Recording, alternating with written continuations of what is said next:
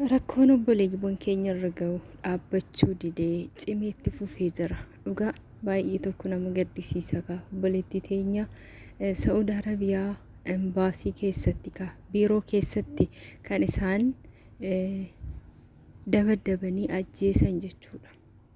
Biirootu ishee ajjeese, namuma keenyatu ishee ajjeese jechuudha. Nageenyi faraarra waaqayyo bakkuma jirtanitti isiniif baay'eetu kabajamtoota furdiftoota akkam jirtu nagaa keessanii galata waaqayyo ani nagaa kooti. Dhugaa baay'ee nama dhukkuba dhugaa waaqayyo baay'ee onni nama cabsa. Erga kara biyya Arabaa deemtee obboleettiin teenya ka baay'ee hin turre ji'a muraasa erga deemtee jechuudha. Baay'een hojjenne garuu manni itti toluu dinnaan kara biirootti deebisnaan biiroo keessatti immoo akkasittiin dabadabanii fuula ishee akkana godhanii baay'ee miidhaa guddaa irraan geessiseeti kan inni ishee ajjeese jechuudha. Amma immoo ani naz'aan reeffasii kara biyyaa galchaa xumuraafi jedha. Maaliif hojii isaa waan beekuuf. Kanaaf obboleettiin teenya tun kan duute biyya Saudi Arabiyaa keessatti. Biyya Saudi Arabiyaa keessatti immoo namni lubbuu namaa baasee lubbuun isaa hin ba'a jechuudha. Adabbiin biyya sanii adda jechuudha biyya hundarraayyuu. Namni nama ajjeese hin fannifama innis hin du'a jechuudha. Kanaaf biiroo keessatti namichi dallaaltichi obboleettii teenya tana gifiidhaan akkasittiin ishee rukuttaa jabaa irraan geessisee ishee miidhee akkasitti lubbuu ishee dabarse kuni seera Saudi Arabiyaatiin gaafatamuu qaba. Dhugaa waaqayyo gaafatamuu qaba, seeratti dhiyaachuu qaba. Warri achi jiru seeratti isa dhiyeessuu qabu. Maaliif lubbuu namaa baasee bar, lubbuu namaa balleessee bar, boruu inni kan biraas ittuma ida'a bar, ittuma ida'a. Ani kan na ajaa'ibu yoo manni ta'uufii baatee namni isheen itti galte sun itti hammaatee yoo biirootti deebi'an maaf warri biiroo keessaa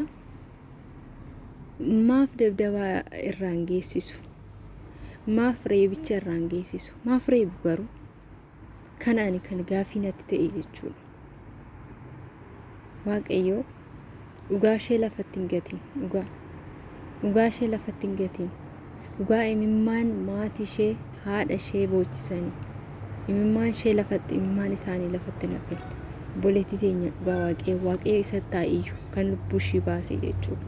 Baay'ee tokko nama gaddisiisa. Dhugaa waaqayyo lubbuu ishee hamaaru garuu inni gaafatamuu qaba jechuudha. Ka obboleettiin teenya tun immoo akkasittiin uffattee kan suura irratti argitan tuni erga biyya Arabaa deemtee ji'a lamaaf wayi jechuudha. Isheen illee akkasuma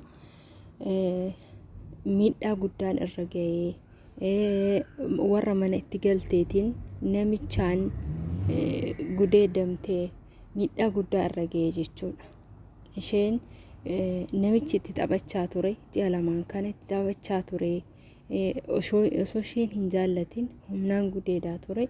Maadaamiin ishee immoo tikeettii murtee ofirraa ariitee jechuudha. Harka ishee duwwaa ji'a lama guutuu kan hojjette birrii takka dolaara takka rijaala takka osoo hin kenniniif ofirraa ariitee harka duwwaa akkasittiin obboleettiin teenya tun deebitee kara biyyaa galte jechuudha.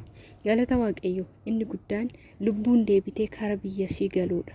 Kinoo akkanattuu biirootti deebi'anii akkasittiin namni ofiituu bar dhiigni ofiituu akkanattiin nama reebee nama ajjeesa argitanii. Galata waaqayyo obboleettiin teenya tun immoo dhugaa yoo na gaddisiiste dhugaa waaqayyo maaliif nan hojjedhee jijjiirama jetteeti kan deemte achi geenyan garuu kan ishee hin yaannetu mudate waan ta'eef kanaaf isheen qarshii duraan liqeeffattee deemte san akkamitti akkana ta'a osoo hin deebisin jettee qarshii sanii booche malee miidhama isheetii hin boonye jechuudha. Argitanii galata waaqayyo kan lubbuun isheetiin tikeettii muranii lubbuu isheetiin fayyaa ishee kara biyyaatti deebi'uun isheetu waan tokko jechuudha. Dhugaa waaqayyo waan tokko maaliif qarshii boroo hojjettee hin argatti. Lubbuun yoo jiraatte boru waan har'a rakkatte boru hin argatti jechuudha. Kanaaf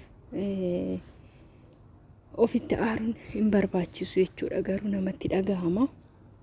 Dhugaa baay'ee tokko nama beeku, baay'ee tokko nama jibbisiisaa jira biyya ormaa keessatti. Ijoollee baay'een lubbuu isaanii dhabaa jiru. Ijoollee baay'een jechuudha. Nama gaddisiisa, keessattuu kan nama gubu jechuudha. Kan onnee namaa cabsu. Namumti keenya biiroo keessa taa'ee biyyarraa gaafa ishee fidu san afaan mi'eeffatee hin kufin hin cabin jedheeni gaafa ishiin dhuftee achi geesse immoo qarshiisaa nyaateera waan ta'eef dugdarraa gala jechuudha. Dugdatti garagalcha gaafsan jechuudha.